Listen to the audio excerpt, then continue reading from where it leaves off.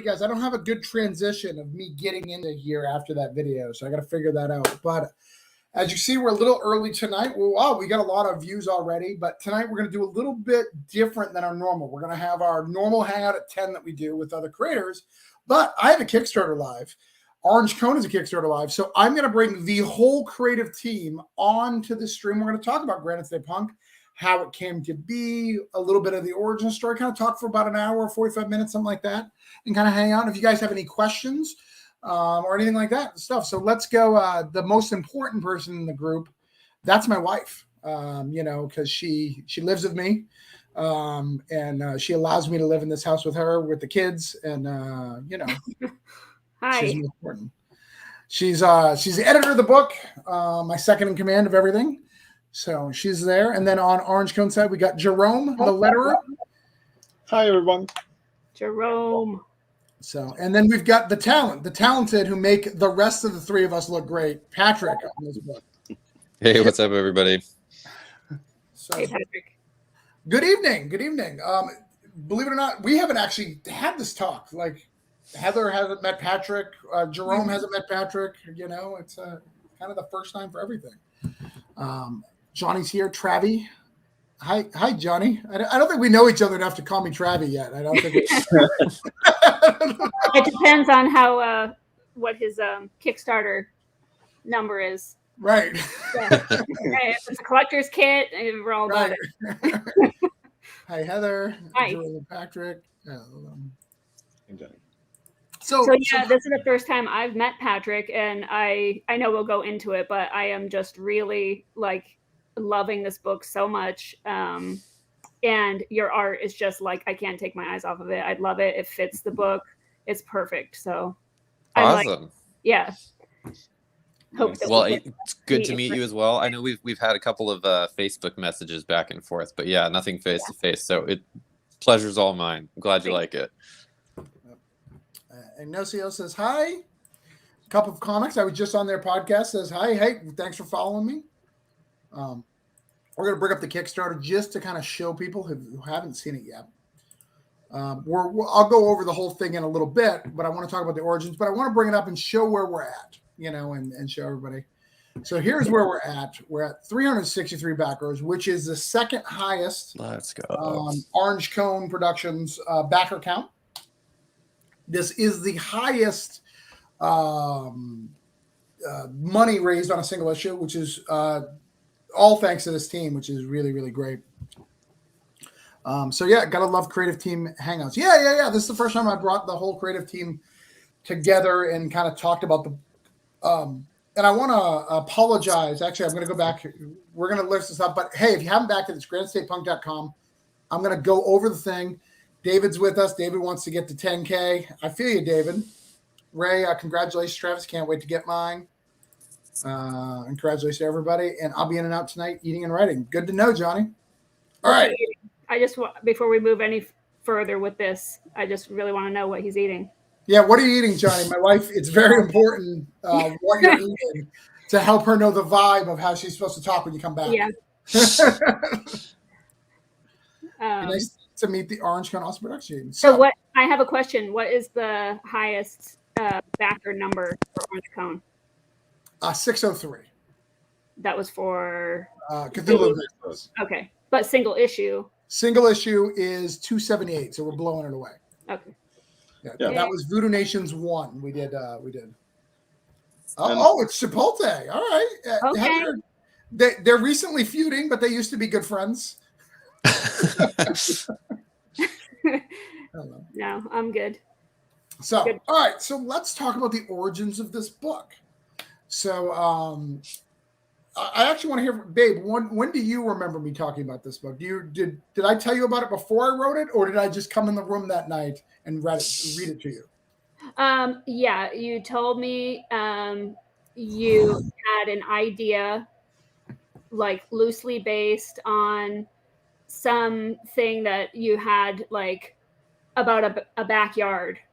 And it was this house and a backyard, and that was it. And then you came up with this whole thing. You said, okay, I'm going to write about it. I'm going to write the story. And then next thing you know, you just came into the bedroom and you had an entire script written. I don't know the time gap between, but Right. Yeah. like this whole story that you made, like to include this historical fiction of the old man of the mountain in New Hampshire and like this whole thing. And I'm like, oh my God, is this like a real story? It sounds like it could be real. And yeah, I don't know the time frame, but You told me about it that night on the beach. The moon was full. yeah, we were on top of a what do you call that? Remember that thing we went to that time? Sidetrack. What do the you call beach. it? Yeah, like lifeguard. Yeah. Yeah, the lifeguard said. Yeah, Heather and I for one of our early dates went on a like date number 2 or 3. We went to a lifeguard stand that was empty, one of those big chairs. And I very cool. Very romantically, and so she learned that I snored. I have a question for Heather. Yeah. When you first told you about the story, what went through your mind? Like, were you like, yeah, sure, honey, the story about the backyard and the house, it's gonna be a great comic. Started to get concerned. No. Yeah, yeah, it sounded cool, and I mean, Travis has a very good imagination, as you guys know. So yeah, of course.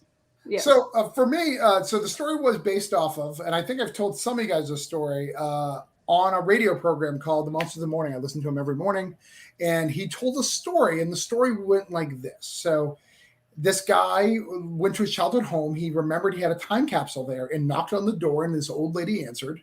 And the old lady was like, "Hey, how are you?" "Oh, well, I used to live here, and I buried a time capsule in the backyard. Can I dig it up?" And he dug it up. And it took forever to find it. And when he built it up, he's like, this doesn't quite look like my time capsule. This looks like a steak box. And he went up to the old lady and knocked on her door. And I think I told you this over the phone, Patrick. Didn't I tell you the story over the phone of the origins? Or is this the first time you're hearing it? Your inspiration, I would say. Inspiration. Not origin. But yeah. Patrick's frozen, I think. Yeah. Oh, no. Anyway, so this guy digs and digs and digs and digs, takes out the time capsule, brings the time capsule to the old lady and says, "Hey, you want to open this together?" And they open it and they find it's the woman's ashes of her husband was buried in the backyard. And he drops them, smashes it, and runs. And that was the inspiration of the story. Obviously, that story is not what we wrote. We went drastically in a different direction, but I found that horror aspect. Patrick just looks so somber right there. He's messaging me. He's very focused. He just messaged me, "Lost ya, gonna hop on my laptop real quick." What do we got here? What's good, Johnny? Eating, writing, doing the same thing. Well, sir. Right on. Couple of Noodle and I were just chilling live with Travis a bit ago, so we figured drop here instead. Did you just say cup of noodles? I did say cup of noodles, but it's cup of comics. See, I'm like thinking about food now, you guys. Patrick is very concerned. He is very concerned, but he's back. Hey, Steven. But so that's the kind of origin of the book. And to kind of give some background, when I write comics, and I don't know why I do this, because Heather, you would love to see the scripts, right? You'd love to see it in script form from me. Yeah. And I never do it. I just don't. I think it's because I want to surprise her and I want her to be proud of me. So when I send her stuff, it's normally at like the Jerome lettering phases, which Jerome would also like that he didn't have to do so many edits for my grammar and spelling. But I don't like to do that way. Patrick, we miss you. Hey, sorry everybody, my Wi-Fi died for a second there. Did you switch rooms and get same room, but my angle has shifted here, which is actually better. I've actually got some of the concept design for Granite State Punk is up on the wall. Yeah, so this is better anyway. This is my computer angle, not my. I was on my phone. You look younger too, so there's that. Oh, good. I did turn 30 this year, so that helps. I need that as much as possible. Okay. He called me Cup of Noodles because I called it Garden State Punk. Yeah. In my last interview, he kept calling it Garden State Punk. And I was like, I would never write a story about New Jersey. So like, anything's legal in New Jersey. I like Hamilton too much. So that's the origin of the concept. Yeah. And I ran into the room and I said, Heather, I think I've got like a really good comic here. Really, really good. and I read it to her live, like I did a live reading, and we've never done that before. Like I literally read the script to her, and the script is so wordy, like the lack of better term, wordy, especially that. Like so, I read it out to her, and like it was awesome, and that's when we started looking for an artist, and that's when Patrick came in. So, Patrick, how long did I don't remember. Did I message you about Cthulhu Invades Wonderland, or did I message Chris? I don't know. I had only heard from Chris about Cthulhu stuff. Okay. Yeah, so it must have been from Chris, and I'm not sure who reached out to who there. But I know that I reached out to you for Granite State Punk. Really? Okay. Yeah. You posted on some Facebook group, and it was like punk rock story with monsters and magic, and I was like, oh, that would be very cool.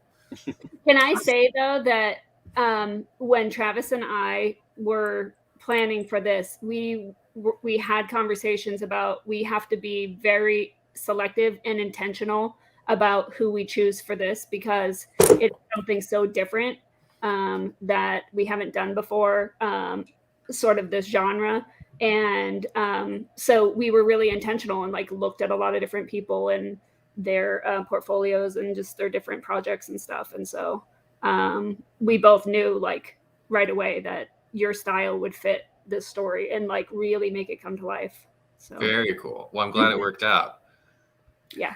Yeah, I had asked Chris or you or Discordia from one of you guys. I didn't back the Kickstarter at the time. I've backed him since, but I got it from someone in the mail.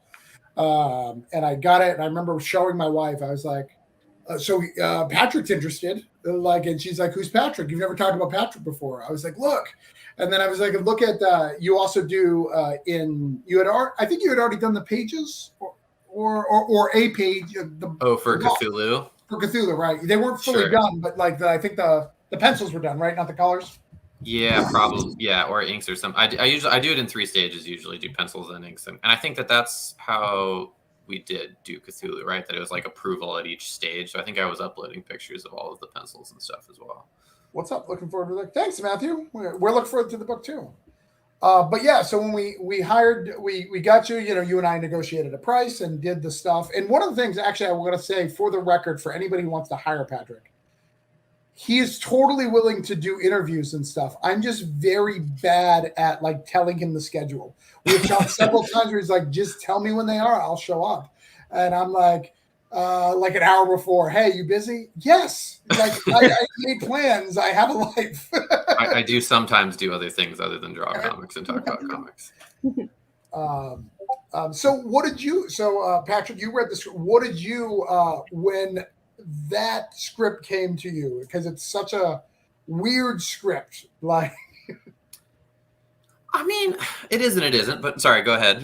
Finish. No, go ahead. Like, just answer, like, what was it like to read that script, to like get that much stuff and try to work around my words? And you had never read any of my stuff, right? You never read Broke Down. You've never read Voodoo. So you've never read any of my stuff. This is the first work you've read. I don't even know. Have you read anything since? Have you read anything? I haven't, unfortunately. Right, I'm a really poor participant in indie comics because I'm too busy working on them to read anybody else's. I'm sure there's a ton of great stuff. It's just like I have a bunch of trades that I've been sitting on for years.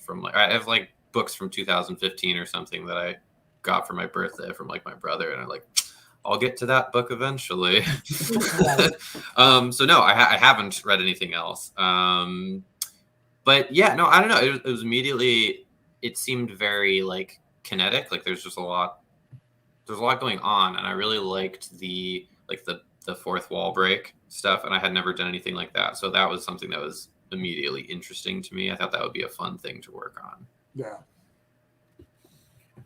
Well, one of the first concessions that we had to make is I wrote too many words. Like just the way this book is written, like the guy has anxiety and he spouts things off of his mouth. You had to leave room, but there was no way to leave room for what I wrote. I tried. I hope that there's some room for some words, which is something that's tough for me from the visual perspective. Like it's really easy to get sucked into drawing the page and making it look cool. Right. And then it's so easy to forget like, oh, but there needs to be X amount of word bubbles for this dialogue that goes in this order, and so the characters need to be lined up in that way so that the dialogue actually works. And that's it's hard, and I did my best. I tried. I think I was gonna say, then when we got the pages, I'm like, we have to cut some of this. Like, your dialogue is so good and I love it, but unless we add, 10 more pages, like, we've got to make some cuts because we are not covering up this art with a bunch of word balloons. Like, adding panels. there's still a lot, but well, and one of the things that I've loved about working with Patrick on this, and to give you kudos, there has been like 5 or 6 panels where I'm like, this doesn't work because of this. And you're such a perfectionist and an artist that you were like, here's why I did it that way. And I didn't win a single argument. 0 to 5, like Patrick wins, because he's just like, oh, artistically I did this. Like, he has a real artistic reason why he did it that way. And I was like, well, that makes sense. And it's clearly better because you have artistic reasons. I think it should have been done this way. Well, it's good to know. It's a good, very affirming to know that I'm not totally wrong about all those choices that I'm making in my head as I'm designing all that stuff. It's good to know there's something that's maybe kind of right, at least. And the colors are so cool, though. Like, it just is so fitting. I love it. Oh, cool. Yeah, the colors is. I started doing color more recently. Discordia was the first book that I colored. I did a handful of prints for like the second or third show that I went to, like a while ago. I don't know, 3-4 years or something. But that first Discordia book was the first book that I did color on. So that's definitely been something that's a little bit newer in my wheelhouse. And this was a fun book to do because of all of the elements, both of the fourth wall breaking and then the very contemporary setting, but then with lots of like fantastical elements. That really was a lot of room to play around with the color.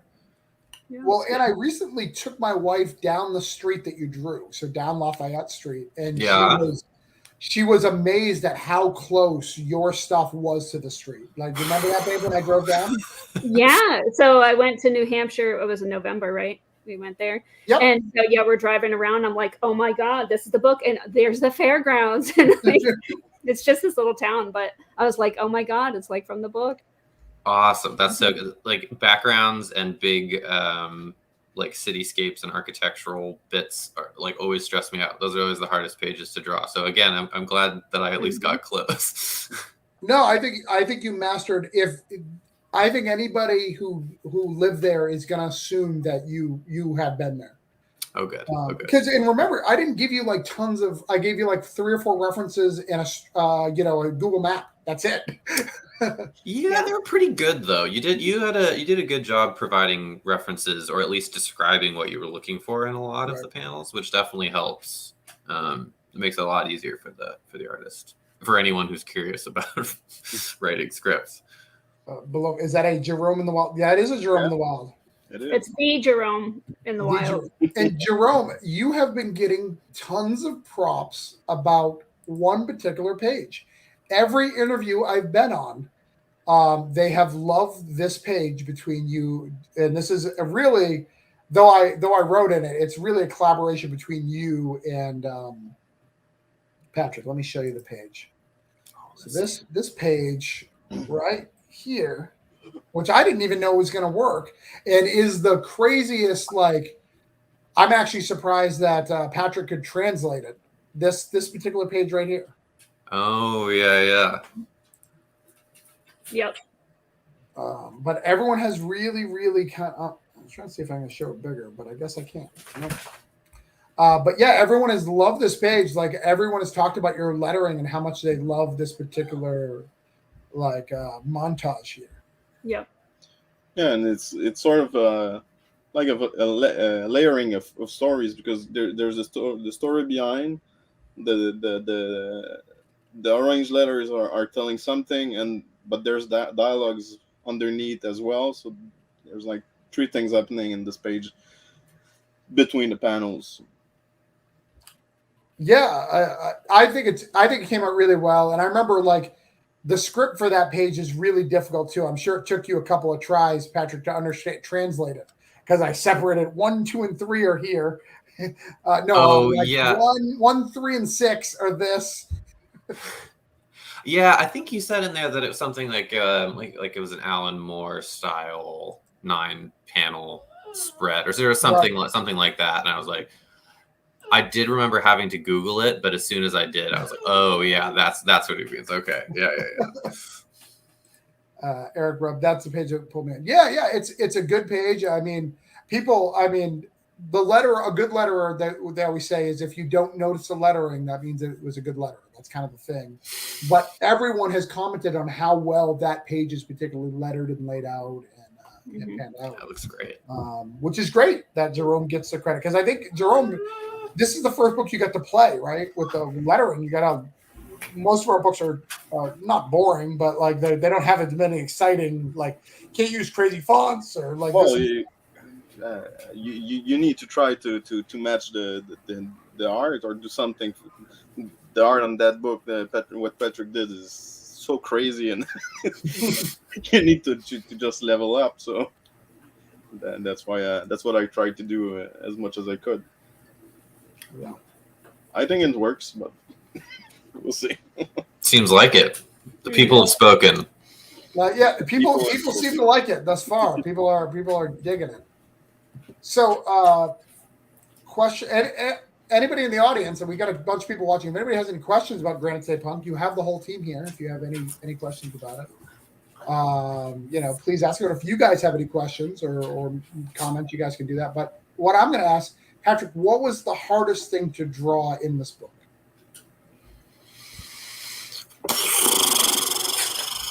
Trying to think. I think it must have been the fairground chase scene. Okay. Or maybe he froze again. His internet is the worst. How can his be the worst when ours is the worst? Right. But he looks so majestic when he freezes. Yeah, oh my god. There is. My dog unplugged my internet cable. Sorry, I'm just completely on the fritz today.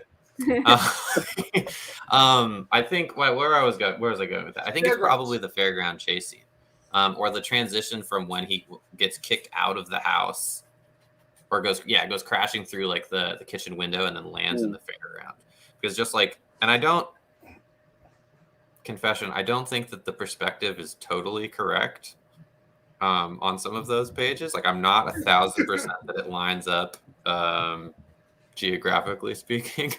Right. But that transition from doing like the backyard to the interior to a different room in the interior to a different building, like, and having that all line up in a way that both made sense, like in perspective in the location that we were building, and then also worked in a panel layout.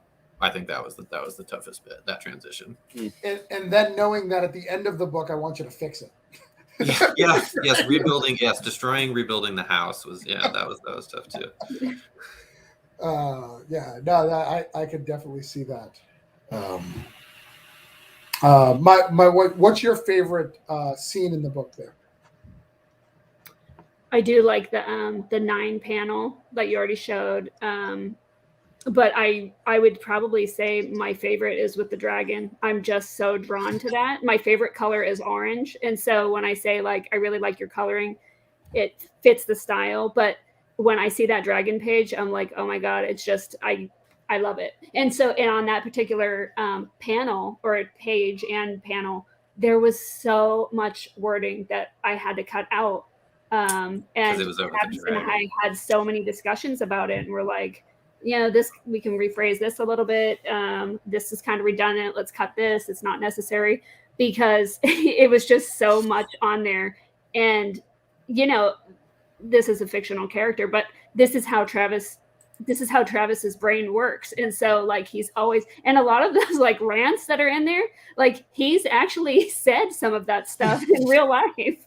Like, but yeah, I think that is probably my favorite, just because it's so beautiful and the coloring just really draws me in. So that one was really fun. That was probably one of my favorite single panels to draw for sure. Yeah, I remember when again, that was the first of the 0 to 5 discussion with Patrick, when I was like, Patrick, there's no way that I could fit my words on this. And he's like, well, I guess I could redraw it so you get more room. And I was like, are you kidding me? Like, you can't destroy this bit. Like, I have to go. I'm the problem here. Let's see that page. Yeah, we can show that page. Thinking about it. Yeah. Oh, look, we've got a couple of backers since we've been on here, which is great. Thank you, guys. Thank you for anybody back. Yeah.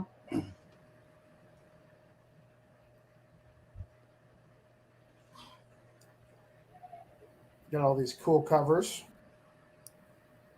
There it is. There it is. Yeah. And it's not like the dragon's really good too, but like a lot of people love this house, love the design of the house that we came up with, which is really good. That one was pretty. I think that's pretty much straight out of the reference, right? I mean, I showed houses that were similar, but yeah, I don't know if you don't. But we needed to add you added the tree at least. Yeah, there's some tweaks, but I think the actual neighborhood is slightly different, like the rest of the neighborhood layout. Yeah. The house is pretty. The houses are lined up like house to house. There's no like gap, big yards. Yeah. It needed more space to have that big monster run around. Right, and well, our big this scene down here. Uh-huh. That needed a little room. By the way, that was the vision. Like when I was writing this story, I was like, that will sell comics. Someone who digs up and finds all these skulls. You know, my original concept for this book was literally just you find out that your parents were murderers, and how do you deal with that? Right? There was no supernatural element. It was just a guy who figures out his parents are murderers, and like how you grips with your parents being murderers. And then, like, I realized I had to have the police involved and all these other elements. I was like, you know, let's mess with the man in the mountain. And do you want to go to New Hampshire now, Patrick? Now that you know about the old man and like all this history? Yeah, it sounds very cool. I've got some family back east. It could probably work out. Make a trip of it. But yeah, that was one of the big things of that panel was what I always wanted to say, and that was going to be the big story, the double page spread of all those. And there's 90 again. I will demand a refund if there's not 99 skulls. I haven't counted it yet, but I wrote specifically 99 skulls. I think it's pretty close, and I think the way that it's like set up, you wouldn't be able to see all of them. But I think if the like all the ones that you could see, if that continued in the same pattern, I think there'd be at least 99. I'm pretty sure. Right. That was important because I wrote specifically 99, and it's very important for plot and. Well, and what I think that was one of the good things about working with Patrick too is. I think when I wrote I think I made the monster something more fun for you, knowing your Discordia work, like making it a skull golem instead of just like a witch fight. Like I was like, we need to give Patrick a monster. He loves monsters. I've seen his work. I have to. That was fun to lean into for sure. So Eric, the whole face fell off of the old man in 2003. So the whole face fell off of the whole man in the mountain. And I kind of wrote an alternate history of why that fell and what that's all about. In fact, my wife, when she was editing, she's like, hey, can I get the original story of this so I can just compare notes? And I was like, I made it up. No, and then I was like, oh, yeah, we're going to have to go there and everything. And he's like, it fell in real life. And I said, no, I'm really upset now. No. You see, we should have added a $1 million stretch goal to rebuild it. In New Hampshire, get a big note and all that, and trying to get stuff. Yeah, and with a big sign, Granite Steak Punk. And right. Actually, that would be. Then we could add the mohawk and stuff. That'd be pretty sweet. Yeah. Speaking of the man in the mountain, though, I was talking to my dad over the holidays because he's from the East Coast. He's from New York. Grew up in New York State, but I think was born in Jersey. Right. But was a big rock climber when he was in like college and a little bit like after, and has actually climbed on the man in the mountain, like not specifically up the face, but on that mountain, done like rock climbing routes. So he was telling me about that. That was pretty cool. Pretty cool. That is awesome. That is pretty cool. Full circle. So you can finally impress your dad with art. Be like, Dad, you have something coming. Yes, Dad. Art majors have finals too. So, what's it like? So your primary, you've done 5 books with Chris, and then the 1 book with Nandor and me. How different is the working with other people when you have such a strong collaboration with Chris? With Chris, how different is I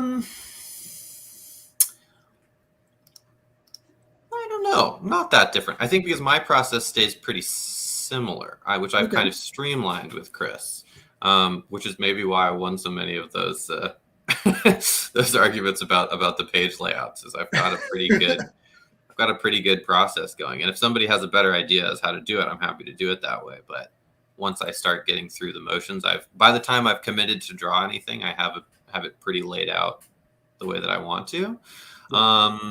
If anything, the biggest difference between working with Chris and working with other folks is that Chris and I go back and forth on the script a lot, because I'm a co-creator on that book. And so whether it be the creature design or just like tweaks to the environments or little changes here and there to scenes or to dialogue, I have more back and forth with him about that kind of stuff. But once it's actually set into drawing it, it's usually pretty set. Although I do have a little bit more freedom to change stuff. Right.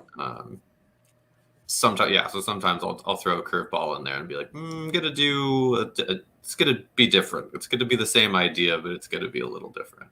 Sure. And he's always super receptive to that. And because you're co-creator, if you want to add another page, you just add another page. You just figure it out, and Yeah, totally. Yeah, a lot of that, like move one panel or move one bit of dialogue, or even like move like where in like one of the things we did on the last book, and I think we're going to do on this one too, which is I'm almost finished drawing the 2nd issue of Discordia, of the main storyline, not of the spin-offs or the anthologies. And we've moved some of the pages around so that there's like sequences and flashbacks and stuff, and so we've gone through and like rearranged them, and that was something we've gone back and forth on quite a bit. I love a good flashback. I tend to do them quite a bit. They're good. So Jerome, yeah, how much do you hate me because of this script?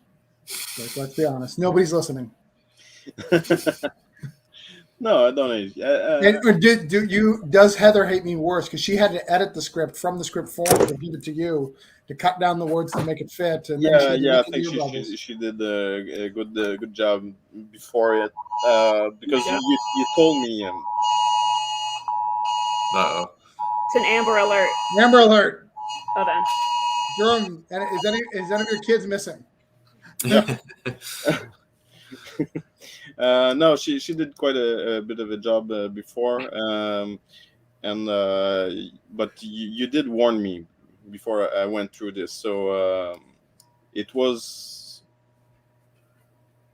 better than I expected, I guess. That's because Heather got it first. yeah.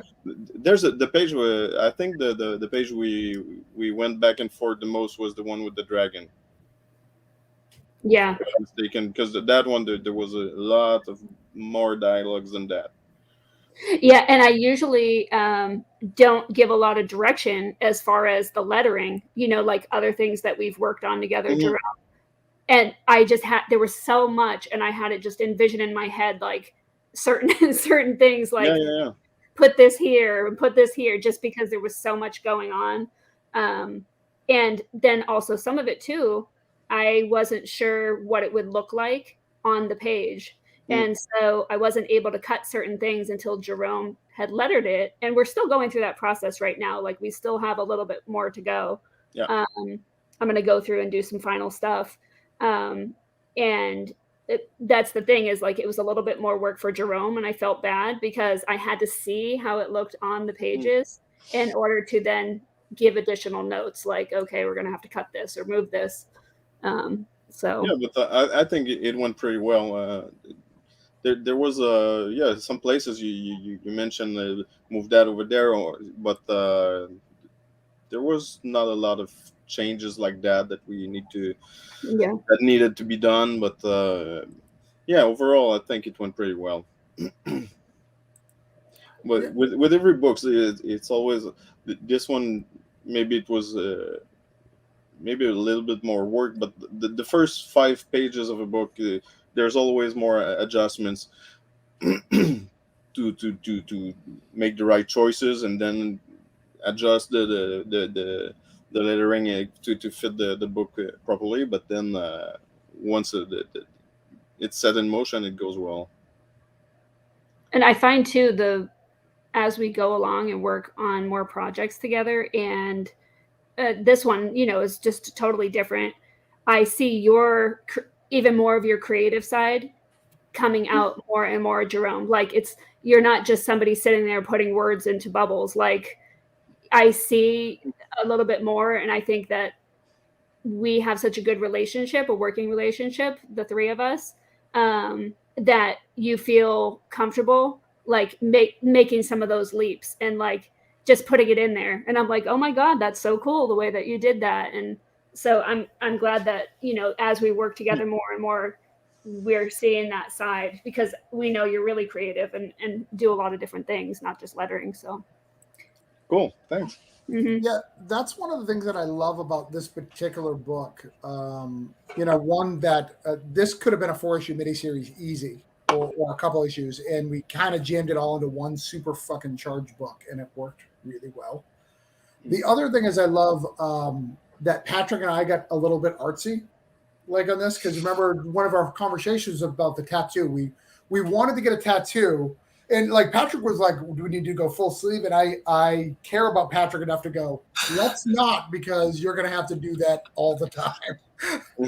So we decided on one elegant, skull and heart with the cross between it, very punk, to live is to die is to live free or die, very New Hampshire-esque.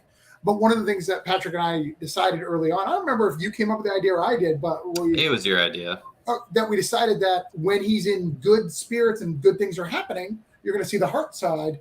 And when he's being chased by monsters or bad things are happening, you're going to see the skull side. And it really added this extra artsy thing that now that you've heard on the podcast, but you probably wouldn't have noticed it, but like art people notice it, right? Like the people who are really into art. It's an Easter egg. And that was probably a pain in the butt for perspective wise, I assume. Yeah, I mean, I think there's definitely a couple of key points where it's very visible that I did very purposely, and I think some of the other time, which maybe is the best way to do it actually, because there was a lot of times where I thought about trying to include it, and it was just like the way that the rest of the page had to be laid out. It's just like, I don't think I can put it in. Like it's going to be blocked by his hoodie, or it's going to be blocked by whatever, or it's going to be the wrong side. So it just like doesn't matter. But there's a couple of specific spots where it really stands out, which I think is probably good enough. Like it's probably less is a little bit more with it. I'm really glad that we added it, but I think without a lot more preparation, it would have been hard to have it on in every instance. Right. But it's definitely a cool extra add-on bit. Yeah, I think it makes the book feel a little special. So we're about over our hour before I have to bring the other creative on. So what we're going to do is we're going to go over the Kickstarter real quick. Just kind of go over and go, I'm going to ask you guys a couple of more questions to make sure we're done by 10. And then I want you guys to talk about your other projects, because I know you guys have got a couple other projects. And then we'll bring the creative hangout off. You're more than welcome to stay around, Patrick, or Jerome. You guys are more than welcome to stay. But as we transition to the next show, but let's go over the Kickstarter one more time. We actually got another backer since we've been here. So thank you guys again. Yeah. We are shooting towards that 10K. We are like $500 away, guys, with 13 hours. So please share this out. Get it out to as many people as possible. So let's go. We're so close. Just for the completionist in all of us, let's just get there. Yeah. Right. All right. So we already went over the stretch goals earlier, but we got some cool stuff. We got the Yankee swappers there. We got 4 additional pages. We've got the embroidered patch. We've got the hollow sticker. We've got the cover magnet, which I'm very happy that I included this, because I think that's my favorite. Even though that was made as a promo piece, that's literally my favorite cover. In fact, let's go around the room. What's your favorite cover, Heather? My favorite cover? Mm-hmm. Oh my gosh. Go through. I've seen them all so many times. Cover A, this is Patrick. Okay. We got cover B, which is this cool guy. We got Emmett Hills. We've got this is the collab between Kyle and Patrick, and we got the Stefano, and then we've got the metal. Oh my gosh, I really like. I like that one. This one, Yeah, the monster. Okay. I like them all. I really like Patrick's with like the concert and crowd surfing. I like that. But yeah, I think that one's probably my favorite. Yeah, it's got a cool scratchy vibe, which is Yeah. very, very cool and very, very dark. Jerome, what's your favorite? The first two, the crowd surfing and that one, the Liefriel Die Art. Is that because you get to add a lot of lettering? Yeah, but I like her face. I like the Zeke's expression on the background as well. Yeah, it's really the punk rock attitude in this one. It just I think it just fits well, and as like the same thing with the punk show. Right. Mm-hmm. My favorite is obviously this little promo piece that he did. It's my favorite, maybe just because it's the first piece of art that we had for it. I don't know, just something about it. Like this is the envision that I had. And remember, I drew this. Didn't I draw this for you, Patrick? Yeah, you had it like lined up. You're like, let's do the Man in the Mountain, but like make him punk. Right. Actually, no, Jerome, you came up with it, right? Didn't you make something for me? So Yeah, I did something from a photo. Mm-hmm. With, like I put like some Aftone screens and I think it was yellow and pink or something like that. Yeah. Very Sex Pistols color scheme. Yeah, let's go. So what is your favorite, Patrick? Or do you like your own art? Where are you at with that? Sometimes I'm pretty happy with both of those covers, especially the concert one is maybe one of the most technically difficult covers I've ever drawn. So that's like very gratifying. It was fun from that perspective.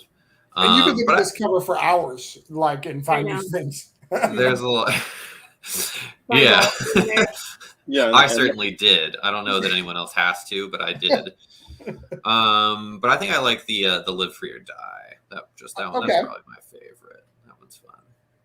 Because it's so modern punk, which I really, really love. And we like you guys didn't get to see it, but the guy who created that cover actually had another piece of art that was really cool. It just wasn't as like dynamic, but we're definitely going to get that and use it for something. But yeah, so we've got all that. Our prices are very affordable, guys. I've also got the black and white of his, so we can punkify it. We can even get Patrick to punkify it if you really want. We'll figure it out. Just let him know.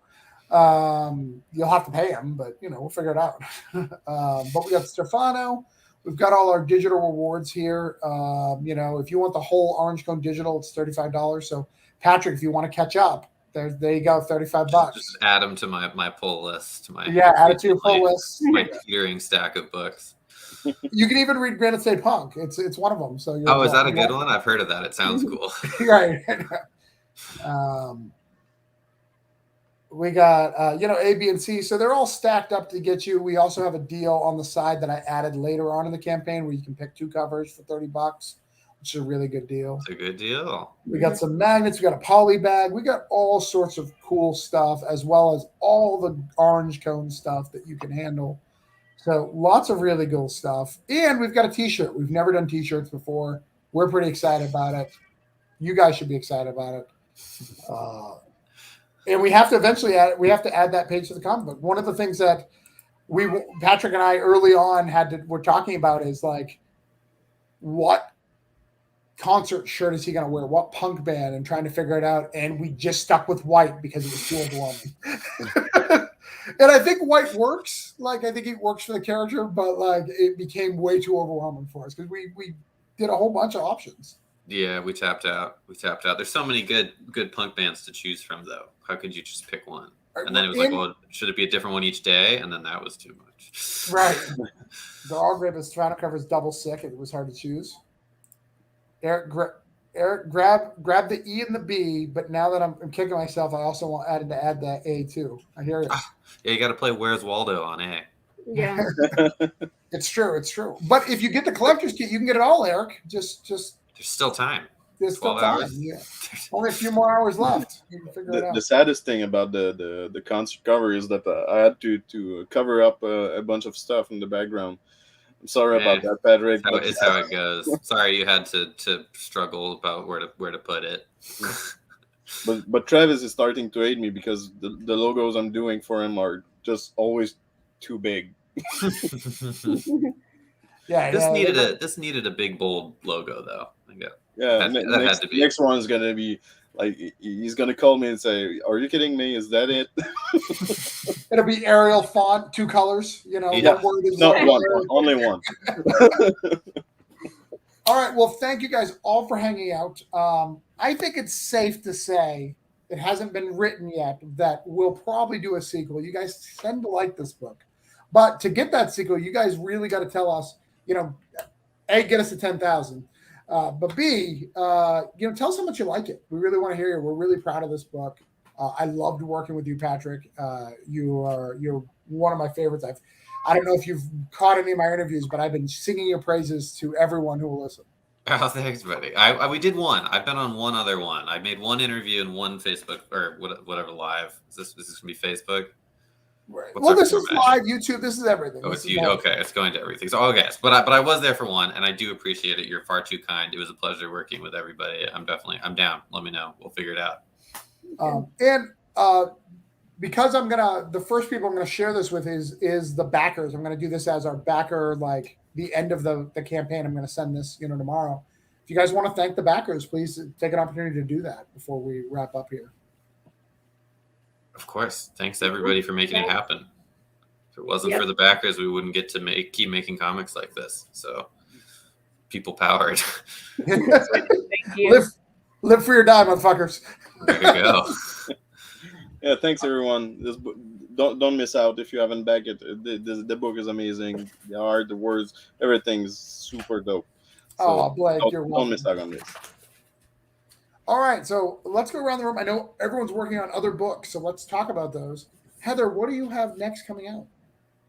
I think next coming out, I have a story in Russell's book, Cthulhu is Hard to Spell, and really excited about it because it's being published something that's not Orange Cone, right? Like it's easy for me to have a story included in one of our own anthologies, or but so that's been really exciting for me. I have that. I actually Martha Schwartz and I are collaborating on a book called Pup Van Winkle. So it's my first full-length book that I created, and Martha is doing the art for. So that'll be coming out later this year. It's really exciting. Nice. Let's go to you, Patrick, because Jerome's lettering every book on the market. So just constantly setting everything up. So I'm about to be finishing. I have 7 pages left to draw for Discordia issue 2, The Vampire's Girl, which we kickstarted back in the end of November. And if anybody has been backers on that, there was just an update out of the last page I finished, which I spent far too long on, but came out quite nicely. So if you're interested in that, go check out the Discordia issue 2 Kickstarter. Yeah, and when's the next Discordia launching? Like, or you guys haven't set that up yet? I'm not sure. We haven't set it up yet, but okay. But hopefully soon. Yep. Jerome. Okay. Next up is going to be, I've lettered a book that is going to launch on Kickstarter next week, which is Tales from the Collective. I did a bunch of those. I will be lettering a book that is now on Kickstarter that is from Jonathan Edrick, which is called Caffeinated Arts. Sorry. Caffeinated Arts. That's a hard one to say. Yeah. Yeah, it's hard for me because it's almost, it sounds pretty close in French, so I need to think about it before saying it. So, but this one is going to be the next one I'll be working on. It's all drawn by Stefano, which did the last cover that we added.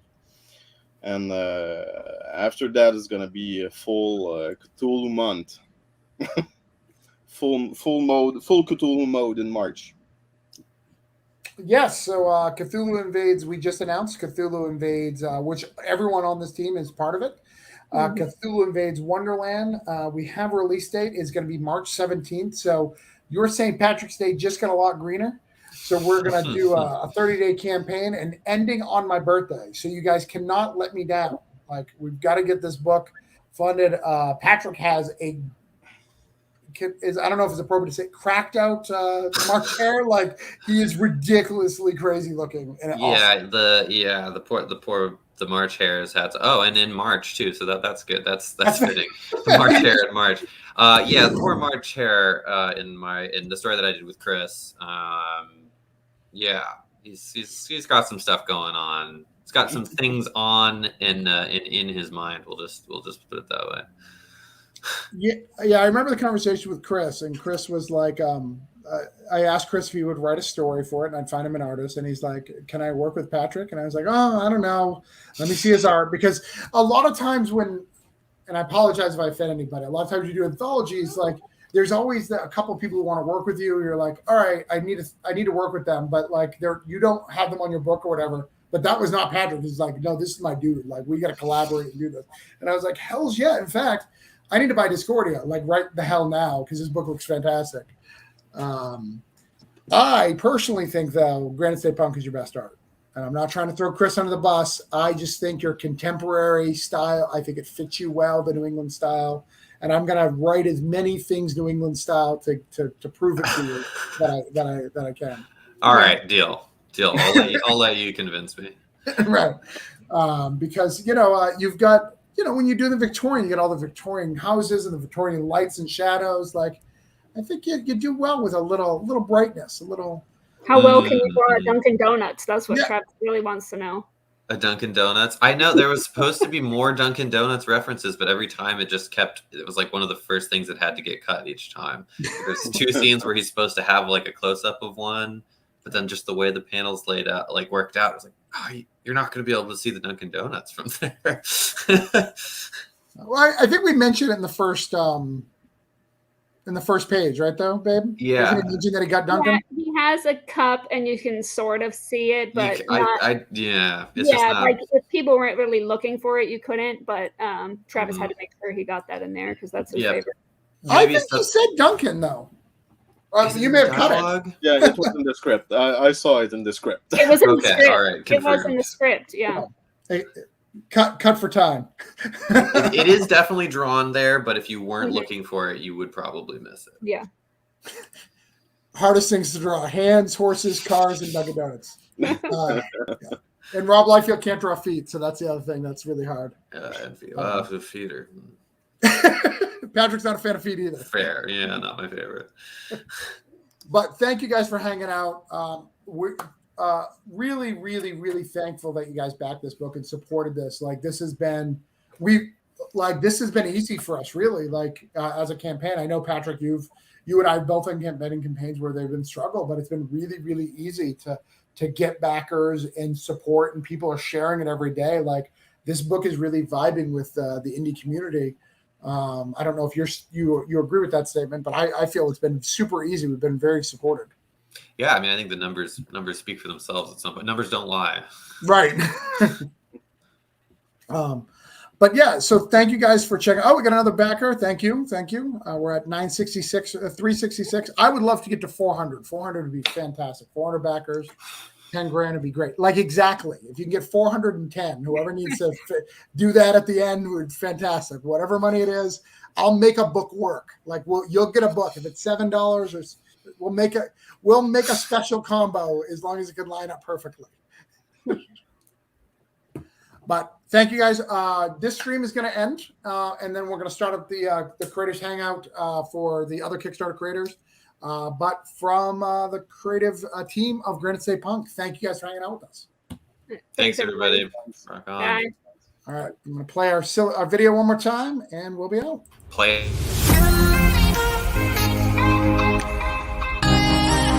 Thank you.